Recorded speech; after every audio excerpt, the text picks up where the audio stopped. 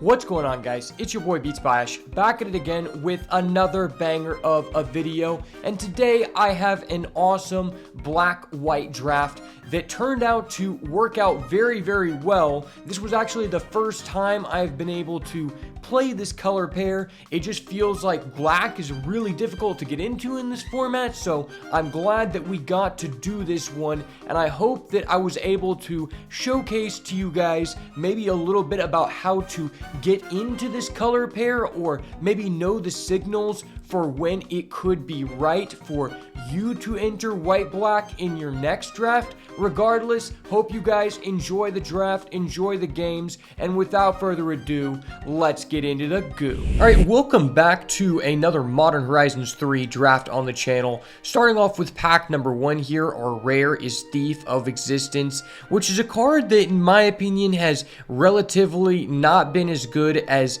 I once thought at the beginning of the format. It just feels like putting this out turn 3, more times than not, you probably don't have a target. And I mean, also, it's just a 3-mana 3/4 where it requires an Eldrazi, so not the best. Not a card I mind playing in my deck, but just not one I prioritize as highly as I once did before. There is a Fell the Profane, which I just find to be a very strong card, and I think I'm going to start off with that here. There's also a Conduit Goblin, which I also feel is very strong.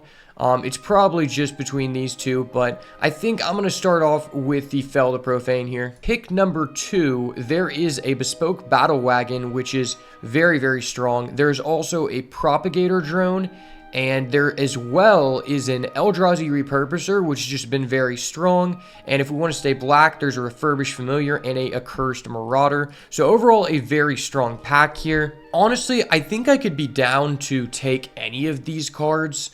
The Battle Wagon and the Familiar seem to be like on a very similar power level. Since there's slightly a higher chance that we'll get to play this card along with the Fell the Profane, I think I'm willing to take it here. Usually for the first 3 to 4 picks of the draft, I'm just looking to take the highest power level card and then start committing later. But since the power level was very similar between the two, I think I'm down to go with the one we already have support for. All right, well, there is a Consuming Corruption, which I wouldn't mind picking after 2 black cards.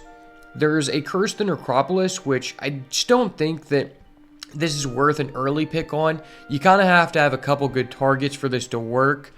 Overall, this isn't the highest power level pack. I guess there's a Expanding Ooze here. The Consuming Corruption is a good card if we end up being very deep in black. And so far, the black has been pretty decent to say the least, but I'm definitely not like super committed. There's just not a lot of high power level cards in this pack, so I think I'm down to go with the Consuming Corruption. I think the Expanding Ooze is a pretty good card too. It's just those tend to wheel more often than not. Pretty decent black stars so far. Ooh, and there is a Breath Your Last. Definitely one of black's top commons. Mostly what you're getting out of black is premium removal, and you want to pair that with something that has good creatures unless the draft is open for you. The issue I've had in the past with getting into black is just that sometimes black may be open at the table, but the good black cards were not actually open in the packs, and it's really hard to tell if that is the case or that is not until after it is far too late. So I kind of committed a little bit early, but I think the rewards are definitely there. Let's go ahead and go with the Breath Your Last. Ooh, okay, still some really good stuff in this pack. There is a Bridgework Battle. There is a Glyph Elemental. There is also a Pyretic Rebirth, which is a card I don't mind picking up either. I think it's probably between the Bridgework Battle and the Glyph Elemental here. I think Glyph Elemental is just a stronger card on its own, so I think I'm a little bit more pulled towards this card as well. There's 3 total decently usable white cards in this pack, which might be a signal that white is a good color to go into. Ooh, well, there is a Grim Servant, which has been a very strong card thus far from what I have seen. Although I haven't gotten to use the card myself yet, maybe this is a good time to do so. There's also a Static Prison. I think these are both kind of on the same power level, but considering I don't have any energy yet, this is probably a little bit better for where we're at with our deck so far. So I think I'm going to go ahead and pick that up. Okay, there is a Inspired Inventor, There is a Kami of the Jealous Thirst, which is a decent role player if you end up in like a blue-black deck. Sometimes like a white-black deck can be decent with it too. I'm not too interested in anything else in this pack. I mean, I think Decree of Justice can be playable in a white-black deck. It's not the worst of cards, but I think this card probably has the highest ceiling out of the cards available in this pack, so I think I'm just going to pick it up here. Alright, so there is a Necro Dominance. Necro Dominance isn't the best. There is a Area Auxiliary, which I think I'm pretty down for. There's also a Sneaky Snacker, though. This is a very, very tough pick. This is a very, very tough pick here. Area Auxiliary is very strong. Sneaky Snacker is also very strong. I think they're both kind of on that same power level. Okay, there's a Grave Dig. There's also a Hexgold Slith, which I feel like is better if you're in a more aggressively slanted deck. The Creation of Avacyn can be good if you have a bomb, just to be able to find that bomb, but in general, it's not like a very high quality card. I think I'm down just to go with the Grave Dig here. It's just a decent playable in any black deck. Alright, well, there's a Unicorn. I guess we're probably down for that, although the Aether Spike is not bad either. I think these are both kind of on a similar power interval, so I'm probably more interested in the white card here. Second Unicorn, sign me up, baby. There's also a Glimpse the Impossible, which I wouldn't mind taking here either, but I only have one artifact thus far, so it's not really as good to go red-black in this situation as it could potentially be, but I am by no means hard committed to white. Oh wow, there's a Generator going 12th pick? That's really, really crazy. You don't see that very often. Ooh, Thraben Charm going pick 13. Well, that's definitely a signal that white isn't being fully picked away from. Pretty decent white-black start heading into pack 2. Okay, we have got another copy of Breath Your Last, which is definitely a good card to start here. There's also a Polluted Delta, which I don't have an issue with either. Yeah, I think I'm just going to go with the Breath Your Last, since I know that I'm black for sure, but I don't know what else I'm doing here. The Polluted Delta could definitely be the correct pick, though. Okay, there is a Phyrexian Tower, which can be pretty decent if you have enough fodders.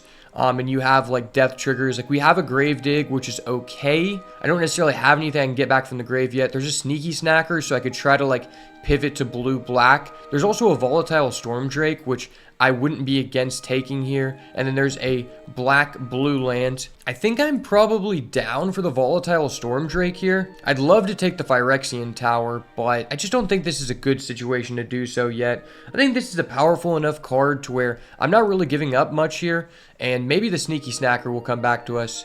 Okay, there's a Flare of Malice. Flare of Malice could be a decent inclusion in our deck for sure.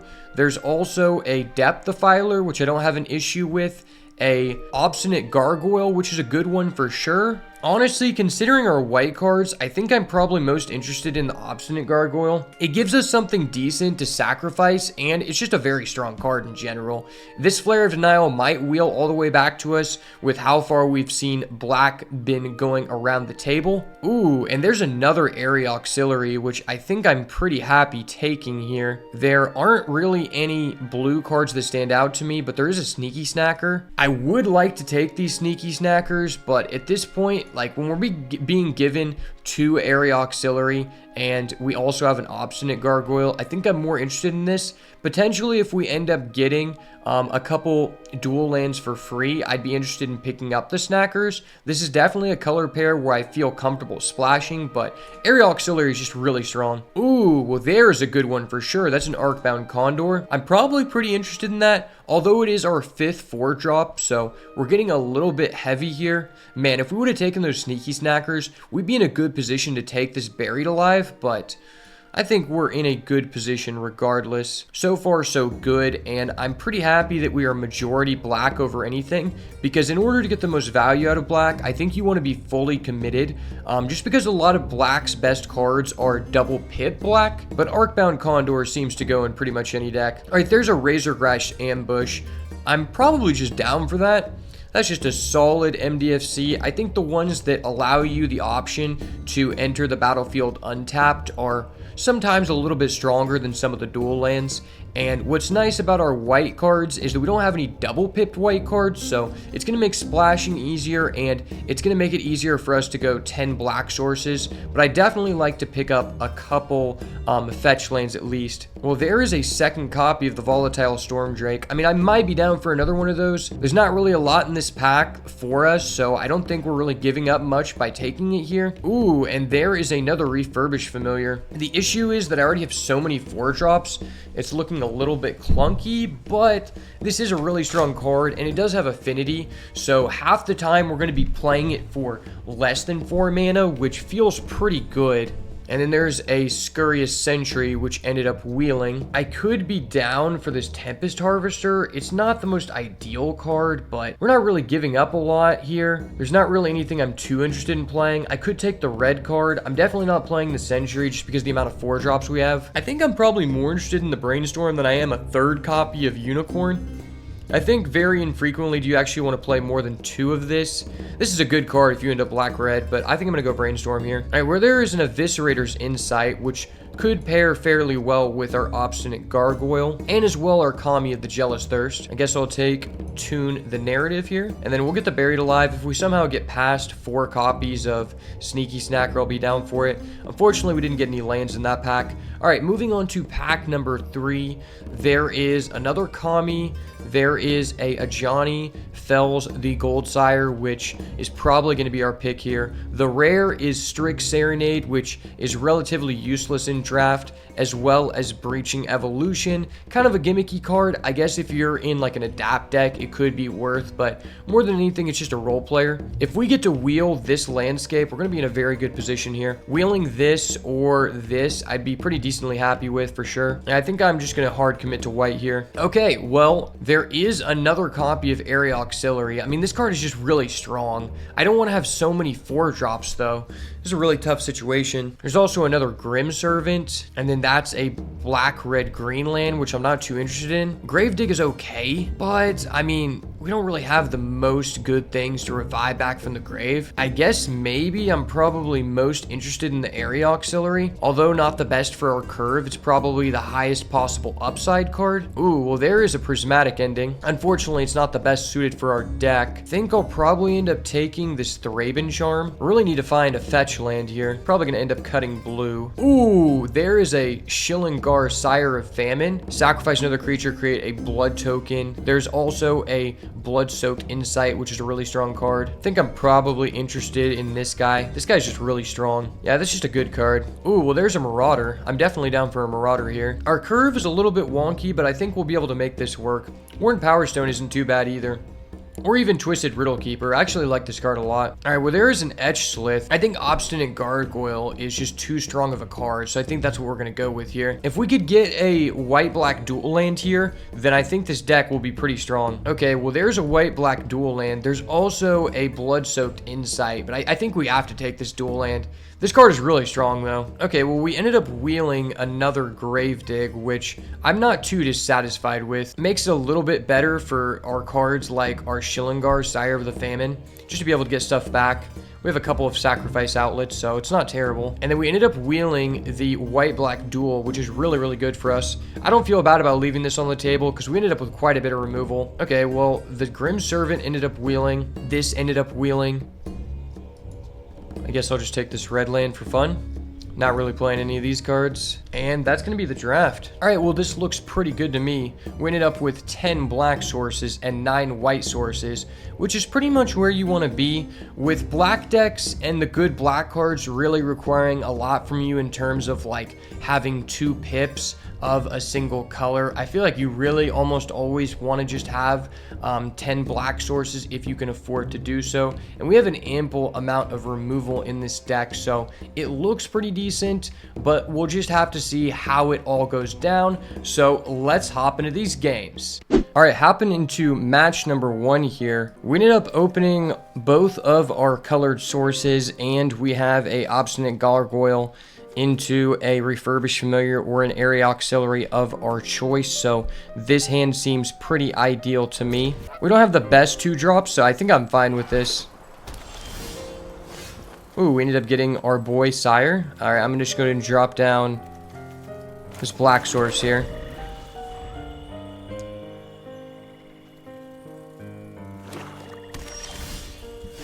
Like, we got another black, so we can just hold on to that.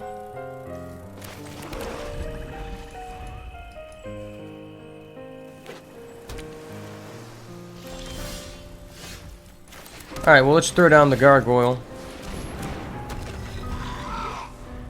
Now we have Affinity 1 for the Familiar. Very, very nice. Looks like he's playing black, blue, green. Interesting. Let's go ahead and hop into combat here.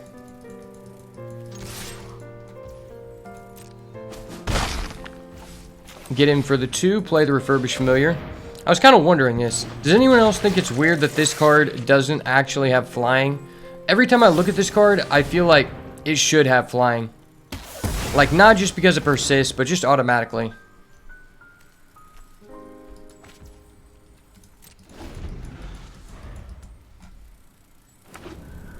Alright, well, if I want to play the Area Auxiliary just for 1 counter, this will become flying, so that's pretty good.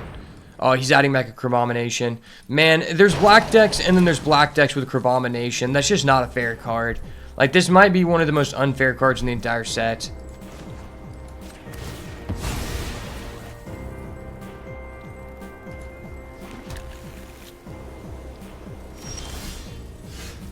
Realistically, we just have to hope that he doesn't get to steal our broken cards. I guess let's go in with the Gargoyle.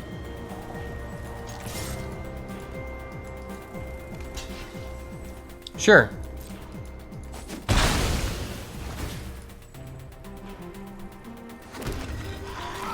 And then let's drop down Sire of Famine here, so that he can't play it off the Crabomination. Now, if we want to, we can sacrifice something in response to get a blood token, which is nice. Technically, if I sacrifice this to get a blood token, I could then use that, sacrificing the blood token. Little wombo combo. Alright, screw you for having Crabomination, buddy.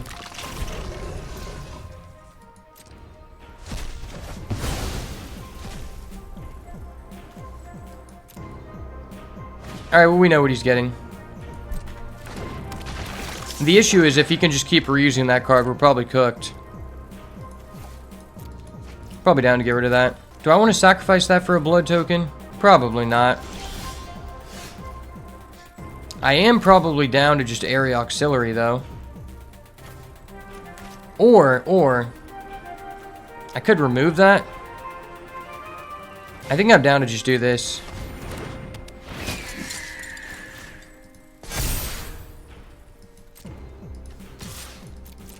Hit him for 7. Hopefully it doesn't have a removal.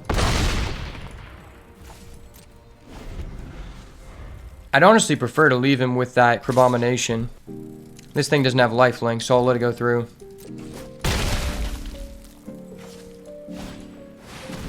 And he's got a living weapon, okay. Go ahead and fire this off, go get a black.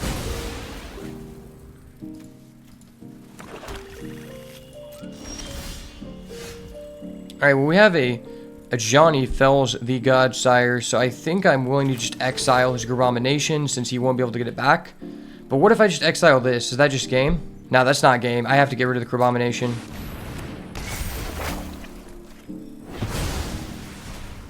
He's gonna go ahead and chump. Sounds fine to me. We've got him backed up against the wall. The fact we exiled his Crabomination is huge. That card is just such a wailing. Now, if I want to, I can enchant this and make it flying. Okay. Well, I should just be able to go Unicorn into Thraben Charm here, and that should be game. Well, now I can just Thraben Charm, because I've got the tokens. So I'll put that there.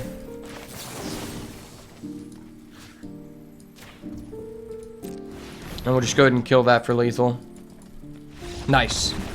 Game number 1 out of the books. Alright, game number 2. He's going to go ahead and keep 7. We have 3 4-drops, and we just have a reactive spell. It's kind of suspicious, but I mean, ultimately, this deck doesn't have that many low-costed cards in general. It's a lot of 4-drops. Very tough decision here. I mean, we do have our mana base. I guess I'm going to mull here. Seems a little bit greedy. Okay, well, that's really scary, but I guess I have to keep. Well, I wish I would have kept the first hands. We're going to get land screwed. We're not winning with this deck if we go down to 5, I'll tell you that. His deck is way better than ours. Anytime someone has a way better deck than you, you really have to take risks. And I mean, this card's pretty good versus his deck. Alright, well, that's a card. I guess I'm down to just do this and then play the auxiliary and then buff it up. Or I could have just held this. That's an easy 3 damage. Now, he's got a refurbished familiar, which I'm down to give him a swamp. And then I shall repay him with an area auxiliary.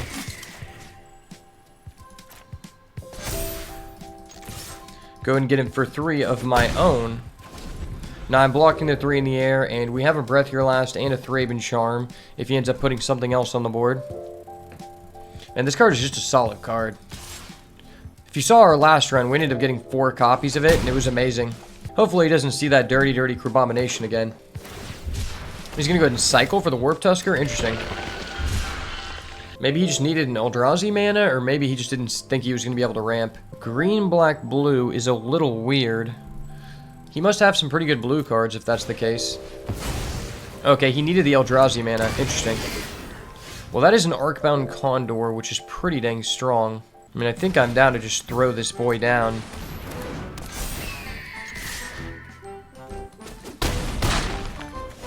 And that'll be good for me. I don't have an artifact to transfer these over to, so it's not as good, but I think it's fine here.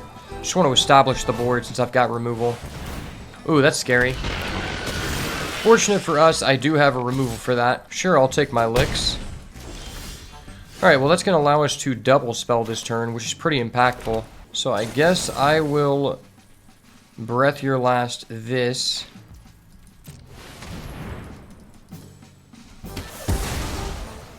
Three, 4, 5, 6, 7. And this is just creating a lot of damage.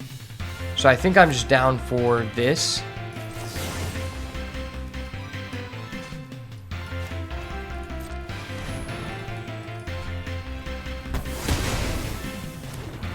This gives him some really bad blocks here.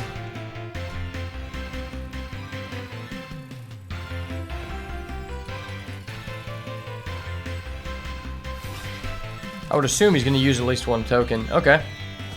Well, I guess the tokens mean something to him then. Feel pretty good in this situation. 3 creatures into Breath Your Last.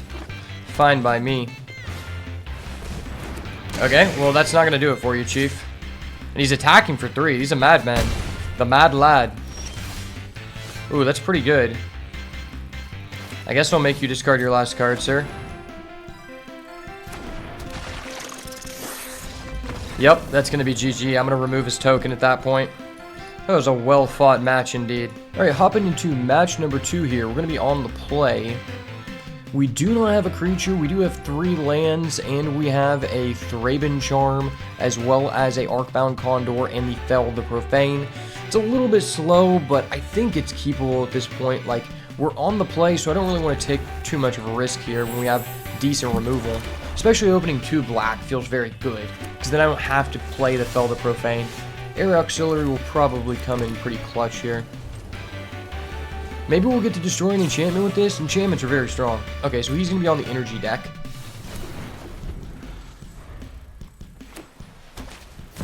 A Johnny Nakata Paraya. Well, I'm going to have to remove that ASAP. That card is broken. Card is broken indeed. Unfortunately, I don't have an immediate answer to that, which is really bad. This is one of the highest win rate cards in the format if you are not informed. I'm going to go ahead and take 3 here. Very fine with that. Solstice Zealot, okay. Solstice Zealot, that is. And we've got a free land here. That was pretty nice. I guess I can set up the Condor, start making some blocks unless he wants to tap down the Zealot. Now I can afford to finally kill that. And if we get an artifact on board, I can actually sacrifice and just transfer the counters, which is what's really good about that card. If he doesn't kill it, I think I'm down to go Area Auxiliary here. Okay, he's going to go ahead and get a Eldrazi token here. I mean, if he's using his mana like that, I feel pretty good. Probably going to take 2 here from the token. Oh, he's playing a metastatic Evangel. Well, I definitely need to answer that. Now he's got 2 things I need to answer, which is a little unfortunate here. But I can Thraben Charm that. That leaves him with 1 big threat here. Or I can just go ahead and drop down the Auxiliary, which isn't bad by any means. I could have Johnny Fells the Goldsire. Maybe that's just the best thing to do, just to develop. Keep causing him to pay for the energy. This will get us a token next turn, which can serve as a blocker. If we draw into one of our Breath Your Last, that could get us back a life or 2, which wouldn't be that bad. Okay, he's going to go ahead and Brain Surge. Commonly mistaken for a really good card, Brainstorm. This card is actually not nearly as good. It is, although, decent if you have enough fetch lands to supplement it. Then it becomes a budget Brainstorm. Probably going to tap down my Condor and get in for 3 here, I would assume. But he's going to go to Dog Umbra. Well, that makes me really want to sacrifice that. But I could just remove it. I'm going to put the Vigilance counter on this so I can start getting it in the air. And now we have 2 tokens. The Area Auxiliary becomes pretty valuable. Well, this allows us to go Area Auxiliary, and then I can just remove that, which is pretty nice.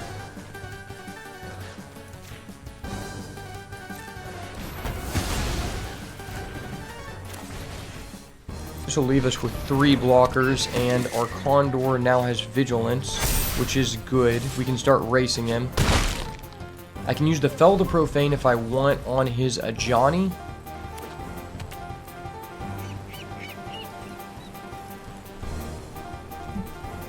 And I mean, this target's a Planeswalker too, so I'm not opposed to just trading and letting him transform.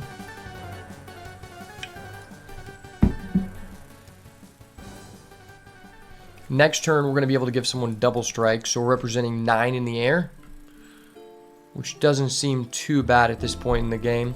Although this is becoming a problem. Okay, well, he was able to get rid of that. That was a little unfortunate for us. He's just going to pass. Okay, interesting. Who do we want to give double strike here? Tough decision. Probably this guy in the air.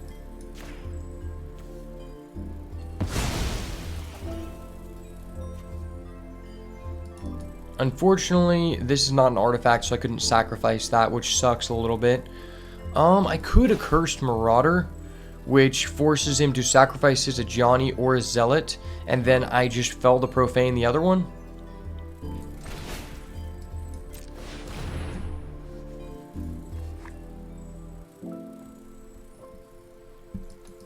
So I guess he's going to go ahead and tap down our bird. That's respectable.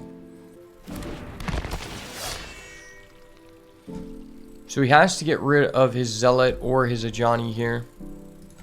I'm getting rid of my Marauder for sure. If he gets rid of his Ajani, okay, I'm very happy with that. Sure, man. I mean, if that's what you want to do, we can play that game, buckaroo. Probably just hold this for his turn. I think I can get in for my 3, or at least offer the trade. If he wants to trade a 2-1 for a 3-2, I'm fine with that all day. And then I can just pass and just hold up the Fell the Profane. See if he gets something better than the Zealot.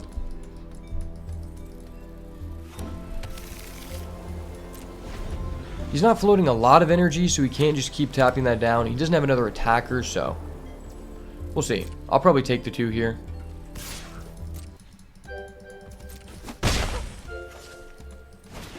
See if he's got a big threat. Okay, he's got a Drown Yard Lurker. I am answering that immediately for sure. That card is bonkers. Bonkers in the sense that he's a big dude that I don't want on the field. Outplayed, my guy. You thought I wouldn't take the 2 damage? Of course I would. You're not baiting me, son. I outbaited the baiter. Some might call me the master baiter. Ooh, that's a combo. Wombo combo. That ain't Falco. That's Mr. beatsbyash 1000 bands, son. I guess I don't have any 1-mana cards in general, so it doesn't really matter. I could just... Yeah, there's no reason not to attack here. And then I haven't played a land yet. I could use that to block, though, and then respond, which is legitimate. Especially if he has a removal, then I get a free one. Okay, he's going to go ahead and draw 2, sure. This is a good sacrifice fodder. We just didn't end up with that many sacrifice enablers, but this is a good one by all means. Unfortunately, he's going to be able to flashback that, which is what is the real good value from this card. He does pay 3 life, though, and we have a 3 in the air, so that is some good news for us, at least. Hopefully, we get another aerial auxiliary. Yeah, he's going to go ahead and take that. That's fine. Good with me, Chief. Good with me. If he attacks with the Zealot, I block with the Gargoyle, and I draw. No, he's not going to do that. Okay, well, I'm going to do this anyway. I can also draw 4. Unfortunately for you, I don't have to pay 3 life. Better player does not pay 3 life, sir. Ooh, that's nice. That's real nice. Love me a breath. My last this time of year, son. Well, this gives us just enough mana to do what we want here, so let's go ahead and drop this down. Make him discard a card. He does not have the Aether Spike, and I'm representing 4 in the air with a Breath Your Last or a Razorgrass Ambush, which is pretty nice. He just got rid of an island there. He's going to tap down our guy, sure. I'm going to get him with my 1. Fuck on him with the 1 damage, eh? Oh, he's got a Hope Ender's Codal, okay.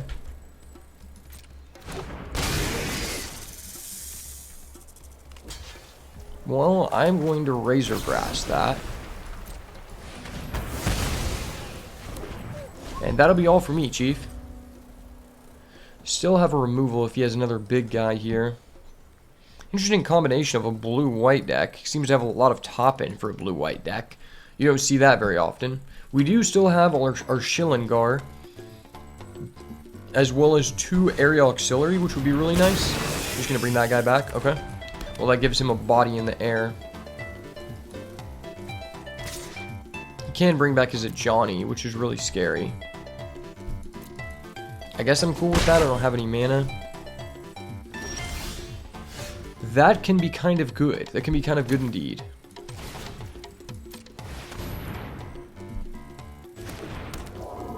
Especially combined with this, it's basically free. If I do kill that, it's 6 damage right now. If I don't, it's just 3. I mean, this is probably worth more than just 3 damage, right? Because he can just target 2 people, right? He can choose someone else, which I don't really like him doing here, so I think I just go with my 3. He's going for a Dog Umbra. Okay. Well, now I want to sacrifice that, man. And I think I'm down to trade my 2. It's going to let me get in for the 2 damage, sure. Well, now I know what I want to sacrifice here. Hopefully he brings back Johnny. I kill it, I get back a life. The 1 life is super pivotal here. And then on my turn, I could Eviscerator's Insight, sacrificing Auxiliary, and then I'll be able to use this ability, which drains us, so I'll get back some of the life if he gets in for damage here. Unfortunately, he can copy his card with Flashback, which is really scary. Just gonna get him for the 2, sure. Well, I've got some drain, so I'm fine with that.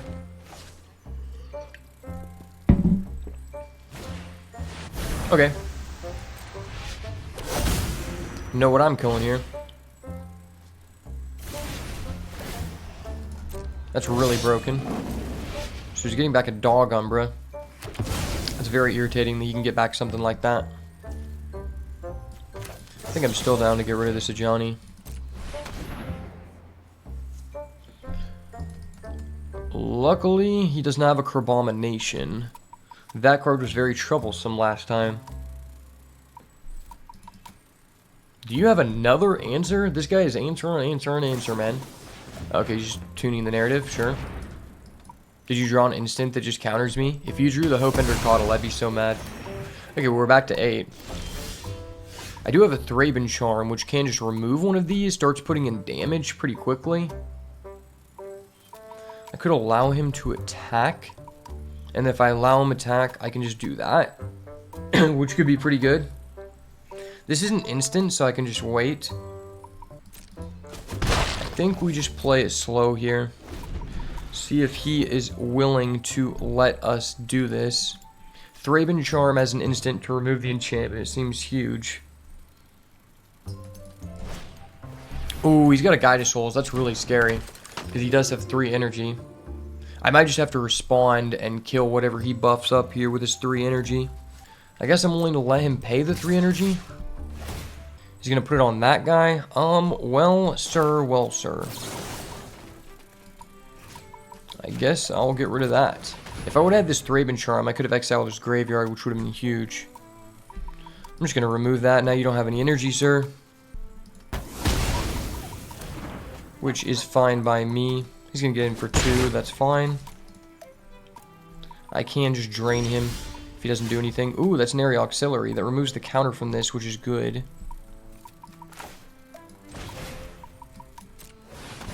And it checks in the air, which is nice.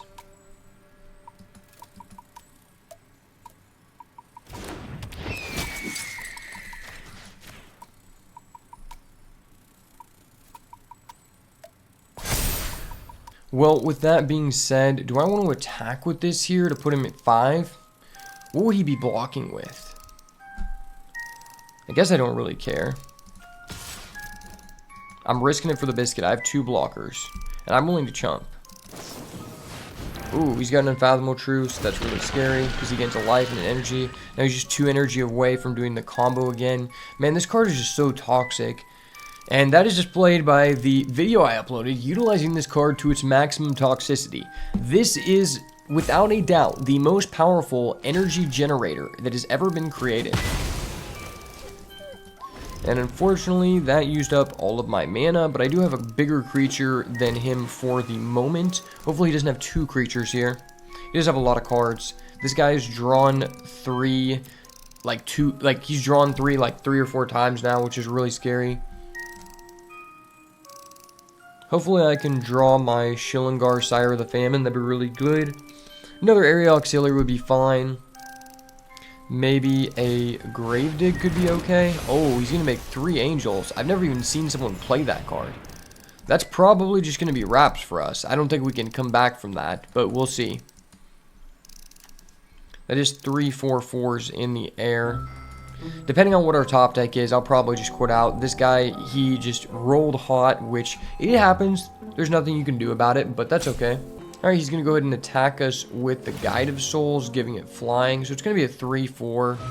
Unfortunately, I can't really block that, so probably just dead here. Yeah, let's go to the next game, my guy. Very unfortunate. Well, we drew our Glyph Elemental for the first time, but it's a 1-lander. Very unfortunate. Looks like we're going to have to mull this. Well, now we drew the Glyph Elemental with no white mana. I guess I'll go to 6 here, put back the Glyph Elemental, keep the Thraben Charm so I have some form of interaction. Hopefully we end up drawing a mana soon. If not, I'm down to just Gravedigger and get a 2/2. Okay, well this can get us a white if we need it. I think I'm more so just down to do this. Let's go ahead and get a 2/2 here. That's probably decent enough. The tokens are better in this deck than they normally would be because we do have access to the 3 copies of Area Auxiliary. Fortunately, he drew his bomb once again, but we're going to go ahead and drop down the Thraben Charm. I can't afford to play that because I don't have a white. I can't Thraben Charm. Gosh darn it. Well, that really sucks. Kind of wish I spent the second turn just trading in for a white instead of doing this, but I mean, he had 1 mythic. The chance of him drawing it 2 times in a row were pretty low. I'd rather be proactive and not assume my opponent is just going to top deck out of his mind. So we're taking the 2 here, and then we're going to crack this. Go get our white. Very, very high likelihood of him having the Hope Ender Coddle. Let's go ahead and go to combat, see if he wants to trade. Could have the Hope Intercodal, he could have a Dog Umbra, which I don't think would be very good here. He's going to go ahead and cycle. Okay, I'm going to take that as a liberty to go ahead and Thraben Charm that, because that card's just insane. Hopefully he doesn't have that Revival card again, because that was just a stupid combo. Man, that was degen last game. He's going to go ahead and Deep Analysis. That's really good against our deck, because our deck's very slow. Hopefully we draw a land here to get back in this game. Okay, well that is a land indeed. I guess I'm just going to have to pay the 3. And then I guess I go ahead and drop down this bad boy, and then I put him at 16. Try to close the gap on the race here. Unfortunately, I don't have an artifact on the field yet. I just feel like it's probably a little bit better to play this first, even though it doesn't give us insurance. He hasn't really shown that he's had a lot of destruction removal. It's mostly been stuff that locks our guys down. So this way, if we draw a land next turn, we can play this, and then we can still drop down that if we choose to do so. But it's very likely this just gets Dog Umbred. Okay, he's got a Metastatic Angel. Oh, I just realized, it's actually crazy. This guy has an Ajani, and he also has a Guide of Souls, and he also has a Savine's Reclamation. Like, his deck is insane. He's gotten way more rares than I've ever seen. Okay, well, we are now at 5 mana here, so I guess I just drop this down. It's not really good, but it provides us insurance. I mean, he's just going to Deep Analysis again. So I guess I'll just go ahead and kill the Evangel, which at least stops him for now, kind of slows him down. And then he's just going to get rid of an island. I mean, I guess I'm down to go ahead and attack with the Condor. I mean, I'm never really blocking those 2/1s because he can just keep, you know, churning them out with his Ajani Planeswalker. So Ajani Planeswalker is probably one of the best. It's probably the best Planeswalker in draft, at least, compared to the backsides of the other ones, especially if you have a red permanent. Just dealing, you know, 3 to 4 damage based on the amount of permanents you have is absolutely insane. But hopefully we're going to be able to combat that. To every bomb, there is an answer, trust me. I don't always have the answer, but I will try my best. Okay, he's going to drop down a Copy Crook here. And he's going to pay the 3 once again. This game is very reminiscent from the last game. Almost down to the T here. Well, he copied our Arcbound Condor. I guess I'm down to just do this on the Arcbound Condor.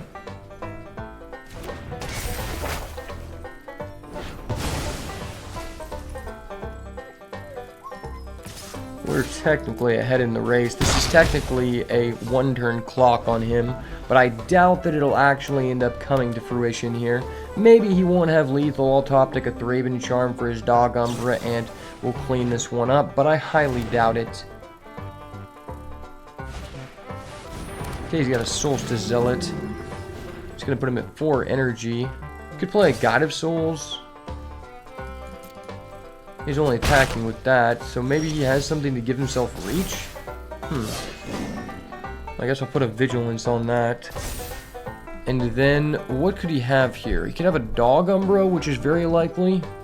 I will have 2 blockers on the ground, or 1 blocker. If I take everything, I'm not dead. So I guess I will bestow, putting this on him. This way, he has to pick his poison here.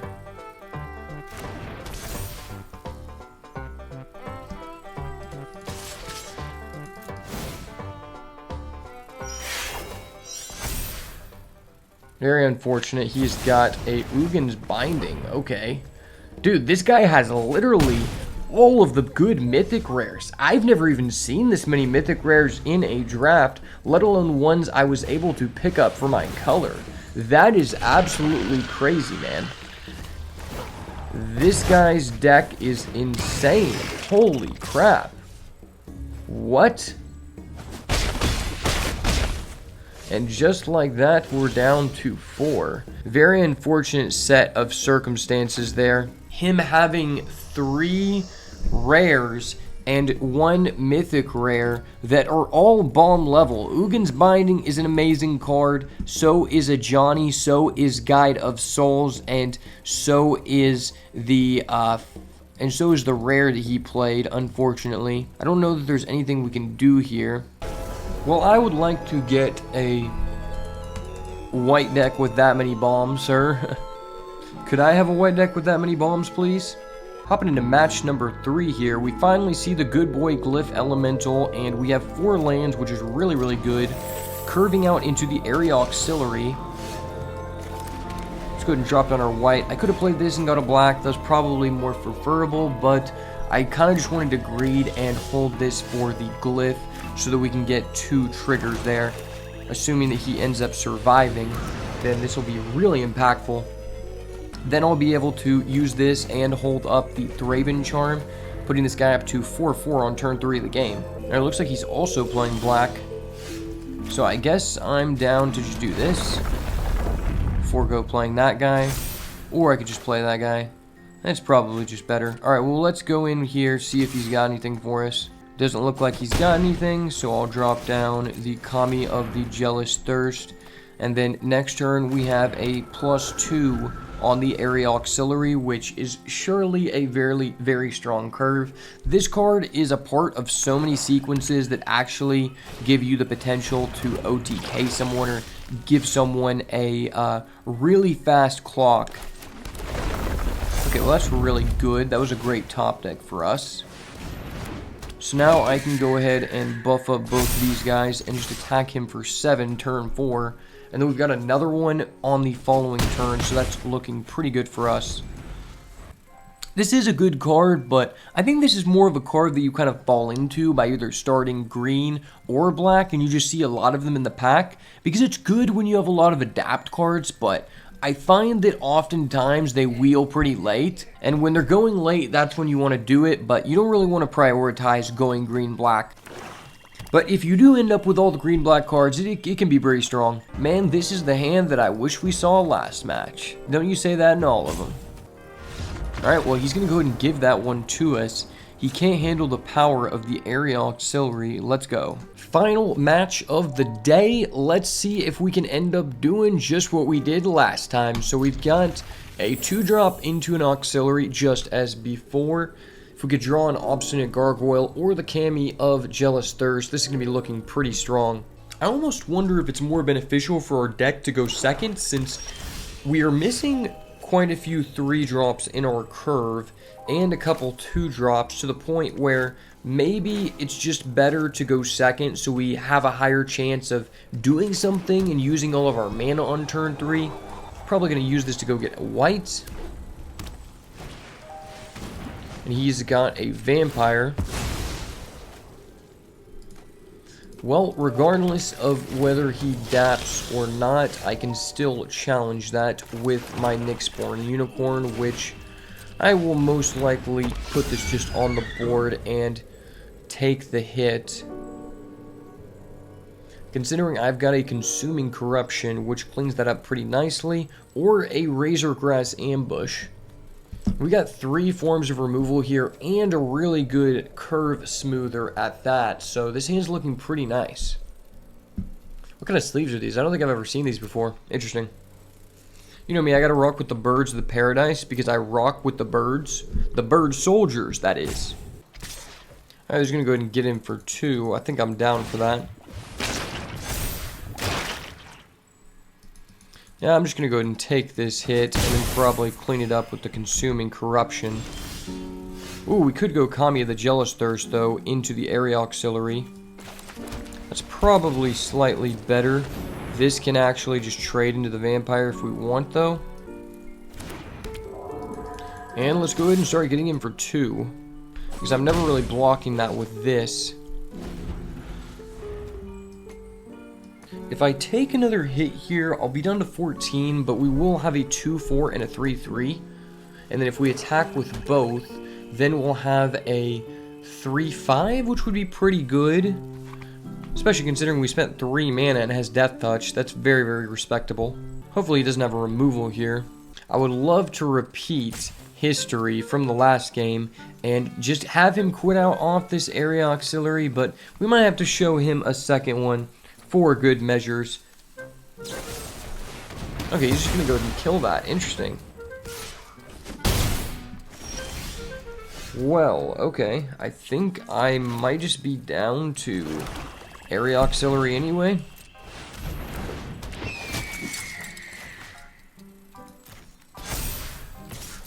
Get in for 3 there. Now next turn I can start going for the consuming corruption.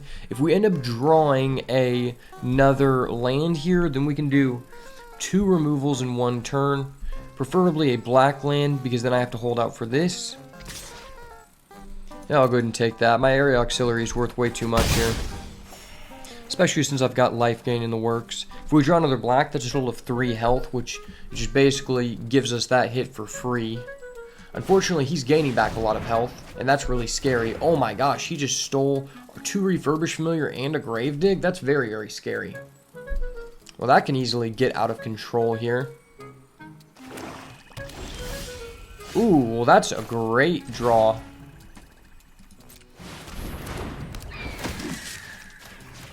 I think I'm down to attack for 8 here.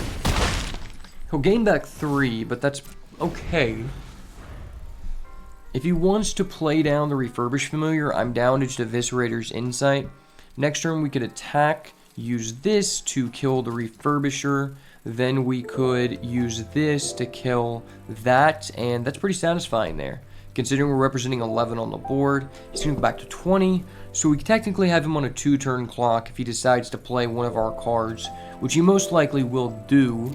That's probably the better value play here, or else he just played this for no reason. This card has been pretty exceptional, though. Getting to reduce it by using your, attackers in an aggressive deck makes the card very, very strong. And if you have flyers, it's really, really good too, because, you're more likely to get in with damage. So I guess he could play Familiar and Gravedigg. I don't know what he would add back to hand here. He has no creature in the grave, so it's just create a 2/2 for 2. Sure, that's fine by me, sir. I'm gaining back 2 anyway, buddy. If he's playing down the Gravedigg, I'd be pretty happy with that, because that means that he won't have a combat trick, which means these are both surely dead.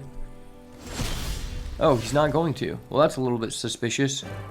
Well, I guess I'll swing with everyone here. Mentor on that, representing 12 damage. I guess he has to block. He's going to go ahead and block that guy. Well, that guy's already dying. Is he going to use a combat trick here? Ooh, he's going to have Eviscerator's Insight. Okay. Fine by me, sir. I guess he could have a removal, so I probably just wait it out here. I think at this point I'm willing to just enter the battlefield tapped with that, just so we have a confirmed 5 mana for this, and I will just go ahead and get this out of the way. Could have taken the risk and played down that guy, but I don't think there's any rush for it. I'm representing lethal on the board, so he has to be the one to make the answer, and I'd rather him use a removal on one of these than this, if it's going to stop me from killing him on the following turn anyway. Plus, I wouldn't have been able to remove the vampire if I dropped this guy down, so if he had something that, removed my guy and then gave him plus 4 damage, we'd just be dead, so I don't really want to risk that. That's probably the only way we would lose here.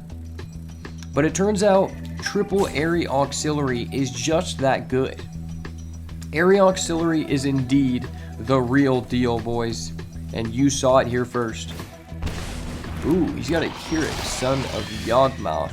Very unfortunate that I'm going to have to kill that for fun. And he's just going to go ahead and give it to us before we show him the goo, man. Well, that just goes to show you black-white is very, very viable when you just have non-stop removal and 3 Area Auxiliary. That's really all that it takes. quick little review of our deck here before we end the video. So we ended up with a pretty nice black-white deck, and this is my first time being able to try this, so it was really awesome to just see how things work for next time. So we had Shillingar, Sire of Famine, which he was a 5-mana 6/6 flying, which turns out to just be a good stat line in this format. The all-star of the draft had to be Airy Auxiliary, and as well Obstinate Gargoyle. Now, I didn't get to use this card to its full potential when you have a bunch of sacrifice outlets, but I did get to sacrifice it for an effect or let it die for a trade, and then when it came back with the -1/-1, we were able to remove the counter with the Area Auxiliary, essentially giving it Undying once again, which definitely shows that this card is very powerful if you have enough payoffs to use this as some fodder. Now, obviously, this card has been insane as always. This card is just probably the safest card to take in black because it's just so good, and it's just so free in any black deck. We also had 2 copies of the Refurbished Familiar and 1 Arcbound Condor. So in total, we ended up with 5 artifacts, so a little bit of an artifact package. The affinity didn't really come into play, but this kind of just showed me that Refurbished Familiar is just a good enough card to play in any black deck, and it doesn't have to be with a bunch of artifacts, because making your opponent discard a card and getting a body left on board that can attack in the air is really beneficial enough. I also think it's important to note that curving out in black seems very important, because at least with all the experiences I've had in black, it's very tempo oriented, and if you can't keep up with your opponent, even though we have loads of removal like Breathe Your Last and as well stuff like Consuming Corruption, it's just too difficult to overcome big guys in the late game such as Eldrazi's that just give them multiple cards in one or just multiple draw effects. I think one of the biggest downsides to black that I've learned from this is your opponent can just potentially take off a turn or two and just develop advantage with draw spells like they did in the one game versus the blue player, where he kept paying for the flashback to end up killing us. Because although black can establish a big field, it takes a couple turns to set it up. So if you have good explosive cards in your deck, sometimes you can just take a turn off against the black deck and just build up advantage and then go all out and crush them. So I do think it's really important to be able to curve out with black. Maybe I ended up taking a little bit too much removal, but all in all, I don't think that we were offered really that many premium 2 and 3 drops in this deck. And if we were, we would have totally went undefeated. That was one of the only things that we were really lacking in this deck. Arguably, we could have went undefeated against anyone besides the Dirty High Roller in the second match, who had an Ajani Planeswalker, a Guide of Souls, a Ugin's Binding, and as well that rare card that brought back his Ajani. That guy's deck was absolutely insane, and I feel like against just about anybody else, we probably could have taken that match. But overall, I'm really happy that we got to do this. I think I learned a lot, and I hope that you did as well. Thank you guys for getting this far in the video. If you enjoyed it, make sure to smash the like button, turn post notifications on, and subscribe to the channel so you never miss another banger. And as always, if it's not the goo, it's got to go. Peace.